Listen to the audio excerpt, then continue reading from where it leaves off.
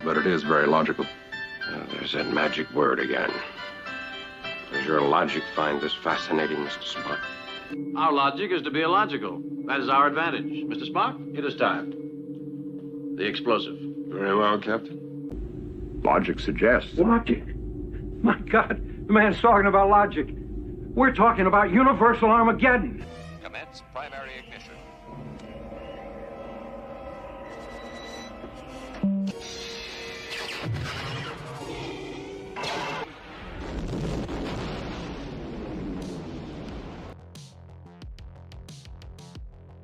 What is up, everybody? Welcome to episode 9 of the Logic Blaster podcast. So, I'm very excited for this particular topic. We're going to be discussing the current state of Star Wars as a franchise and a little bit about the upcoming Ahsoka series. We're sort of, that thing is imminent. I'm probably going to post this video probably within hours of when that thing will actually debut. That's going to happen on Tuesday night, 6 p.m. Pacific time, 9 p.m. Eastern time. So they changed the release schedule, so it makes it more convenient for people to actually watch it. They don't have to stay up until 3 a.m. or wake up at 3 a.m. to actually catch the show. So I'm hoping they're going to stick with that because, the 3 a.m. Eastern time release schedule was kind of ridiculous. I'm not sure why they decided that was a smart idea, but they're definitely changing it up for this series, so I'm grateful for that. Now, before we get into the topic, I do want to give a big thank you to my subscribers. I'm over 1,200 subscribers now, and the channel continues to grow at a pretty steady rate. So thank you for everyone who's signed on as a subscriber. I really appreciate your being here. Really appreciate you checking out my podcast. And it's just great. The success of the channel has been pretty consistent, so I'm very thrilled about that. Also, my X-Files short video, which is my most viewed video on my channel, is over 20,000 views now. So that one just continues to generate views, and I don't really have to do anything to it. Basically, it's a 15-second video, and it's very popular. So, and YouTube recommends it. I'm also getting a lot of views from not the shorts feed necessarily, but by people actually searching for stuff related to UFOs and aliens and stuff related to the X-Files. So I think that topic has been sort of in the news a lot lately, and I think that's in part why that video continues to be as successful as it is. So that's really cool.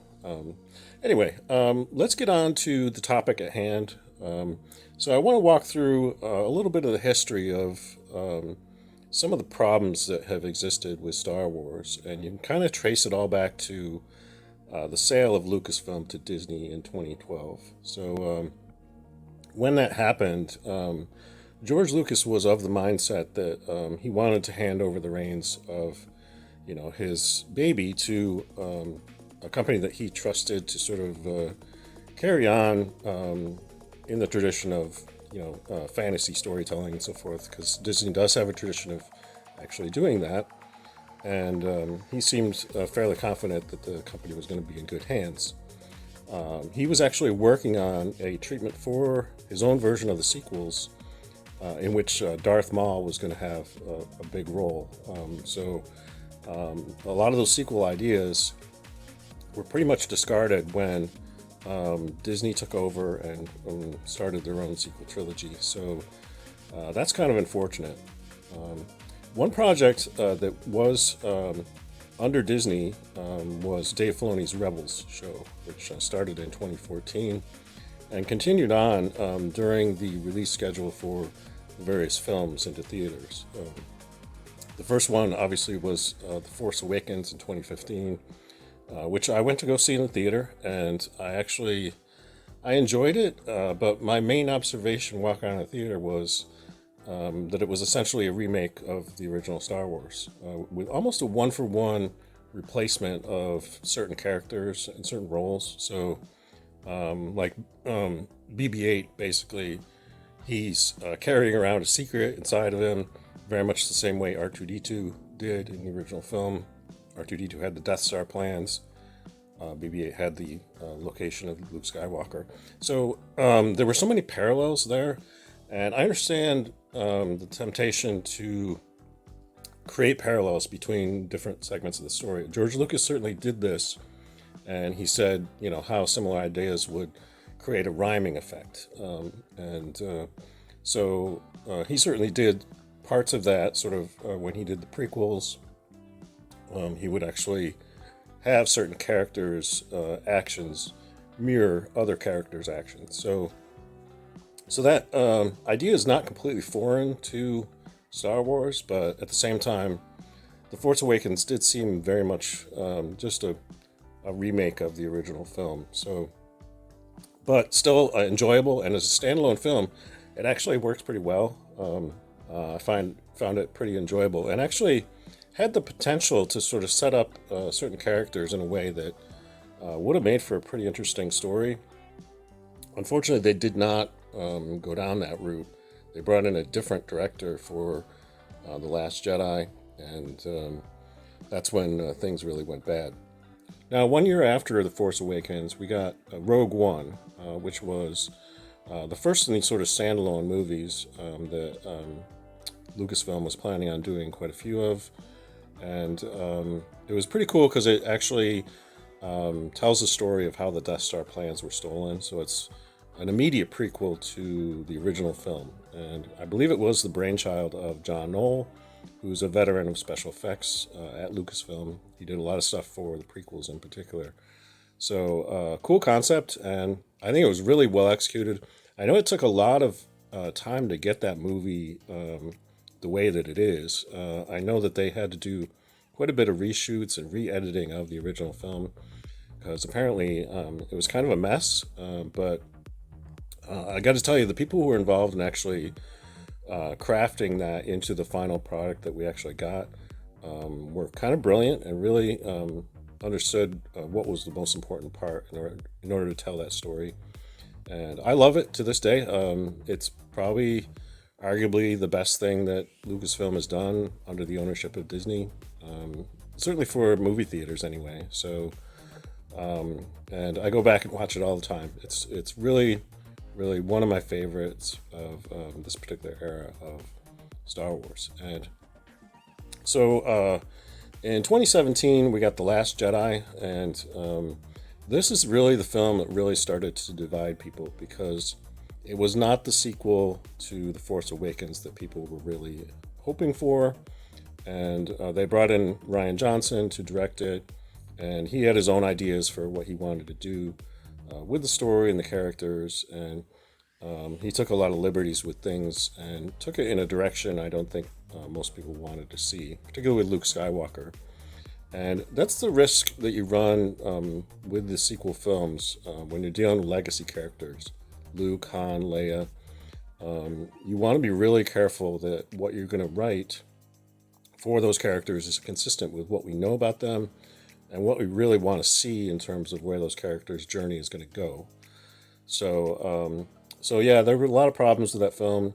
I initially enjoyed it in the movie theater, but left thinking there's some weird stuff in there. The fact they killed off Snoke, I was like, without really even explaining where he came from. So you introduce a character and then he's gone, and it's sort of like that was a head scratcher for me.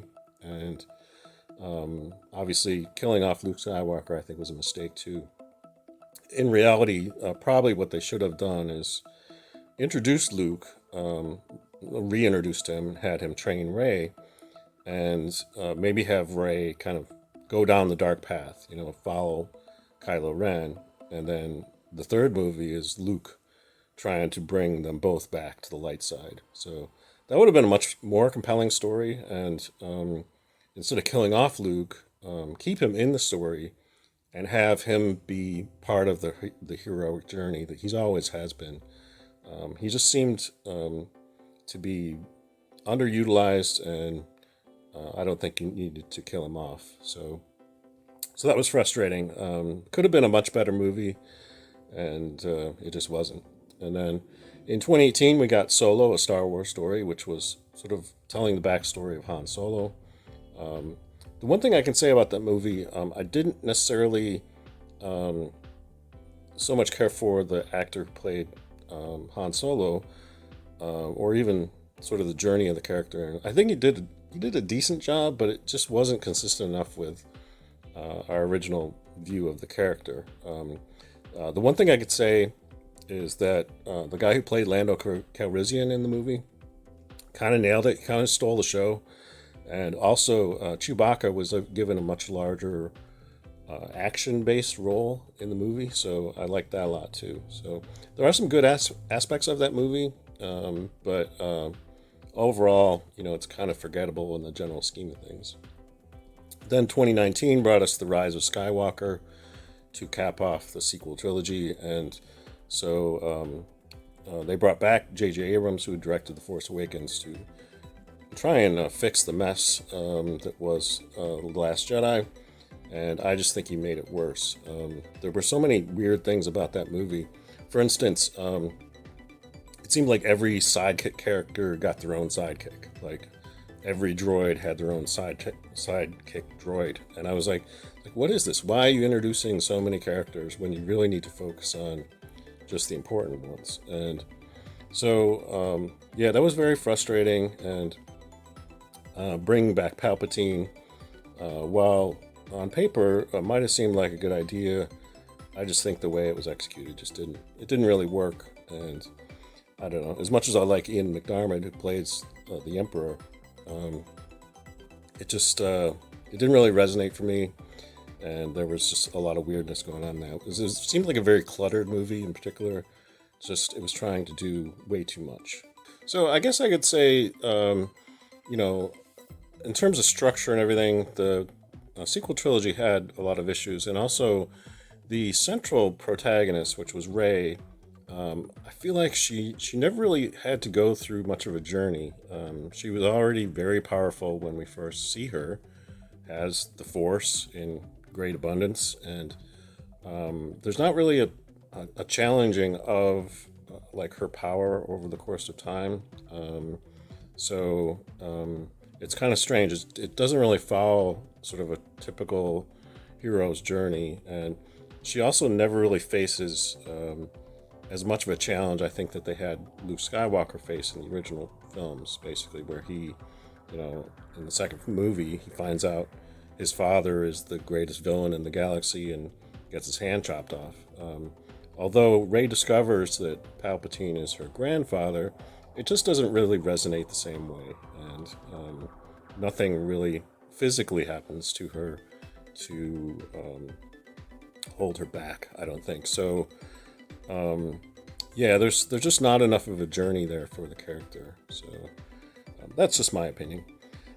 So after The Rise of Skywalker, the next thing that we got, which was very exciting for a lot of fans, was The Mandalorian, which was premiering on streaming service. So we got season 1, which was really interesting because I think they took a lot of the ideas that they originally had started for a Boba Fett movie and put them into The Mandalorian instead. So The Mandalorian really is what Boba Fett was intended to be. So we got season 1, which introduced Grogu, although not by name. He was just known as the Child. And immediately it brought in a lot of sort of normie fans who weren't that into Star Wars before, but suddenly, you got this cute little creature, and they were putting it on lunchboxes and stuff, and and the journey of his character, being a former Jedi, they expand a lot of it in season 2 and also the Book of Boba Fett. And season 2 was just epic in so many ways because basically you were able to bring in characters like Ahsoka. They brought in Bo-Katan, and also the finale obviously featured the return of young Luke Skywalker, who takes on Grogu as his Padawan. So, I think it's pretty amazing. That finale really kind of blew people away in season 2. and it was really going to be hard to follow that up with anything else. And we had to wait a long time before we got season 3. Yeah, I think a lot of the interest in The Mandalorian, although we were very excited about it initially, it sort of started to fade over time.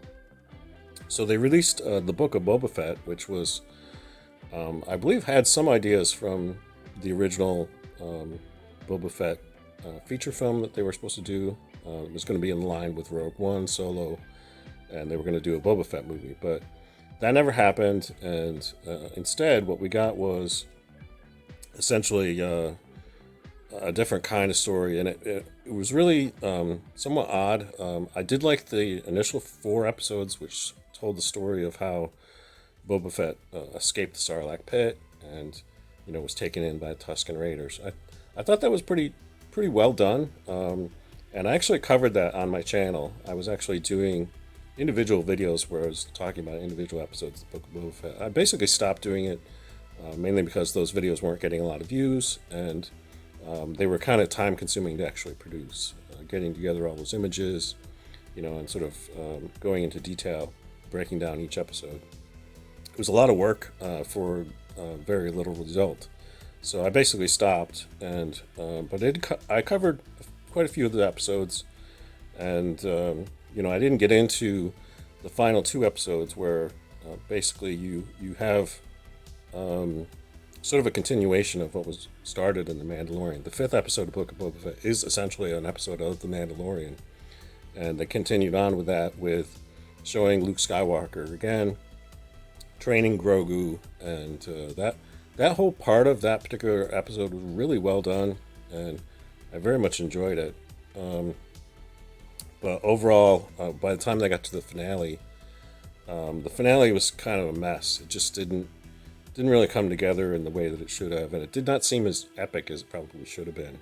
I was really hoping, to see Mando flying around in that N1 starfighter and blowing people up. We didn't really get that, so that was kind of unfortunate. Yeah, there was just so many things that I thought were going to happen in that finale that did not happen. So overall, kind of a lackluster show. Has some good elements in it, but overall, a little bit of a disappointment for me, and for certainly quite a few other fans as well. Now, on the animation side of the stuff that we got related to Star Wars, we had the series called The Bad Batch, which I very much enjoyed. So far, they've done 2 seasons of it, and I did cover some individual episodes of it here on my channel. But again, those breakdowns of the episodes, where I was trying to do each episode as an individual video, they just didn't get a lot of views. And again, like my coverage of the Book of Boba Fett, they were a lot of work and not really too much of a payoff. So I stopped covering that as well. But I do enjoy the show, and it's got some really interesting elements in it. And the animation style, you can tell when you compare this to Clone Wars and even Rebels, they've definitely upped the quality of the animation and the look of everything. So the series looks fantastic. It's not live action, but it almost has, in terms of space battles and stuff like that, they can do a lot of the same kinds of stuff that can be done in live action and make it pretty compelling. So that's an exciting series, and we will get a 3rd and final season of that at some point, so I will be tuning in for that. So I'm excited for that. Obi-Wan Kenobi was the series that came out in 2022, and I actually did a podcast where I covered this show in depth. Again, this show had a lot of promise to begin with, and I did enjoy it, but it definitely had some problems, and I go into those in more detail in that particular episode of the podcast. I will probably leave a link to that in the description of this podcast, so if you want to check it out, my views on Obi-Wan Kenobi, you can see that. And I know there were certain fans who just didn't like that show at all. Again, it was dealing with legacy characters, Obi-Wan Kenobi, Darth Vader, and when you do that, you run the risk of actually writing them in such a way that they don't come across very well. And I think that was certainly true for Kenobi in particular, because he seemed like a like a beaten man, and you know, through the circumstances of the show, suddenly he's back. Yeah, so many things about it just didn't quite work. And originally it had been conceived of as a standalone movie, you know, very much like Solo, the Boba Fett movie, and Kenobi was going to be its own movie as well. That idea got scrapped, and it got expanded into, you know, a 6-part series, and it probably would have been way better as a movie. Because it tended to drag on in certain parts of it, and that didn't really work for people. Then we got Andor, which was a very long-winded show, and I covered Andor and Tales of the Jedi in another episode of my podcast, so I'll put a link to that in the description if you want to check that out. So these were the two different sides of Star Wars, and I made the point that they really do represent two different visions. Andor can essentially be watched in 6 episodes, and I explain what those episodes are in my podcast. I walk you through why those episodes are important and why it actually tells the story much better than the 12 episodes that they produced. Why it had to be that long-winded a show, I have no idea, because it was very boring to quite a few fans, and it just didn't seem like Star Wars. Also, the lack of any mention of the Force was notable in that show as well. That seemed to be a little strange, that suddenly the Force was just gone. And by comparison to, say, Rogue One, where they mentioned the Force quite a few times. Even though there are no Jedi in that movie, you know, the Force is still there. And it just was not in Andor. So that's kind of a weird thing. Tales of the Jedi I absolutely loved, and I went into detail about why I like that series so much in my podcast. So if you want to check out that in more detail, I'll put a link. Then we got Mando Season 3. And Mando Season 3, I gotta say, was just not up to the same standards as the first 2 seasons. And I think the main reason is it didn't really deliver on Grogu in particular, in terms of his evolution as a character. He kind of got pushed to the side a lot, and there just wasn't too much development for him. And a lot of development for Bo-Katan. You know, you could call it Season 3, The Rise of Bo-Katan. I mean, that's pretty much what it was. And although I like her character, I sort of was starting to miss Mando. And it should be noted that Pedro Pascal, I don't think had hardly any involvement in the series other than doing the voice of the character, because he does not appear, his face does not appear, and I don't think he was in the suit for much of anything for Season 3. So that's also kind of disappointing. I would have liked to have at least one face reveal from Pedro. I think that would have hit in an exciting way for the fans. So there's a lot of other Star Wars projects that are in the works, including a series called The Acolyte. There's also Skeleton Crew. Obviously, we'll get Season 3 of The Bad Batch. So all of these are in progress, but many have been disrupted by the writer's strike, the actor's strike, and so we may have to wait for quite a while. But Ahsoka is coming very soon. I'm very excited for that, and I'm going to be tuning in for the premiere, and I may do a video about the 2-episode premiere. Essentially, I feel like it's sort of make or break time for Star Wars because of so many missteps since Disney took over ownership of Lucasfilm. Obviously, we had Star Wars Rebels, which is a great show, and Ahsoka seems to be very much a continuation of that story that Dave Filoni began in that series. We had Rogue One, which was a great movie. We had the first 2 seasons of Mandalorian, which I still look at very fondly, and Tales of the Jedi, which was really well executed, sort of spin-off from Clone Wars, and has some immediate connections to other aspects of the overall story of Star Wars. So very cool. If you haven't checked out Tales of the Jedi, you definitely should. So Ahsoka is sort of building on all the stuff that's been established for this particular character, and it'll be interesting to see how Rosario Dawson portrays the character. We saw her obviously in that one episode of The Mandalorian, and she did a really good job. And so I'm really pretty stoked for the series. Everything I've seen in terms of clips and footage from the trailers and stuff makes it look like it's going to be epic. But if it falls flat, I'm afraid that a lot of Star Wars fans are just going to be done with Star Wars.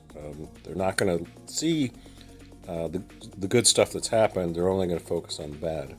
And that would be a shame, because there are actually some cool projects that are in the works. And if this one fails, and it's Dave Filoni at the helm, it could be very detrimental to the future of Star Wars as a franchise. So, Disney may look at the success or failure of this and decide the fate of Star Wars, based completely on this one show.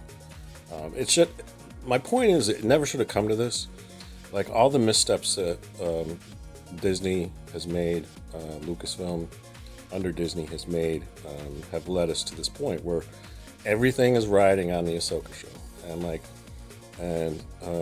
I just thought it never should have come to this. It never should have come down to a single show to decide the fate of Star Wars. But I feel like that's where we're at. And I'm very hopeful that it'll be good and that it will get people excited about Star Wars again. I'm obviously a huge fan of Star Wars, particularly the original trilogy and the prequels and Clone Wars. All the stuff that was produced when George Lucas created Star Wars and before it was bought out by Disney. I think a lot of that stuff is very high quality, especially a lot of the video games that were produced by LucasArts back in the day are really quite spectacular. So we'll see what happens, and I'll be interested to hear your feedback as well. If you have any thoughts about, the Ahsoka series, do you think this is make or break it time for Star Wars, or do you think this show could potentially fail and things will continue on as normal? To me, because it is Dave Filoni, and he is really the heir to the storytelling aspects of Star Wars, because he trained under George Lucas.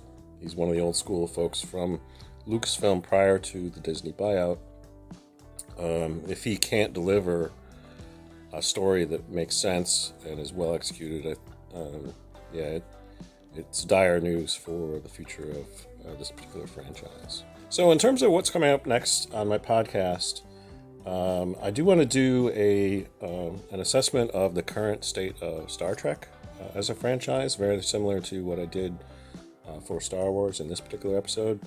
I also want to cover UFOs and UAPs and the congressional testimony that was done not too long ago, what all of that stuff potentially means and what I think about it. So I think that'd be a really fascinating topic to cover.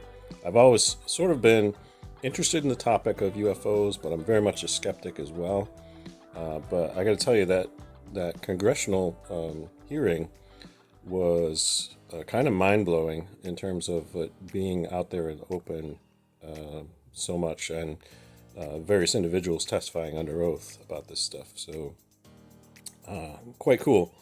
Also, I want to do a podcast covering my thoughts on artificial intelligence, the rise of AI for not only communications, but also on the creative side, what it means as potentially a tool that creative people can use to actually do things that they maybe couldn't really do before.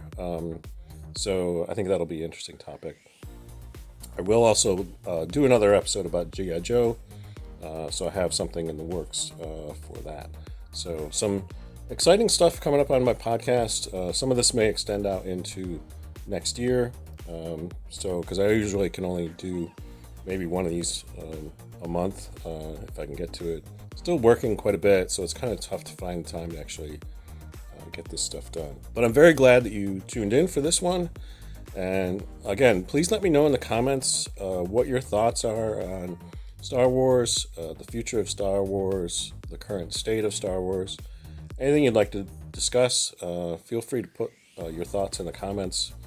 And if you say something interesting, I will probably reply, or at least give it a like. So I look forward to seeing you on the next episode of the Logic Blaster podcast. Thanks again for tuning in.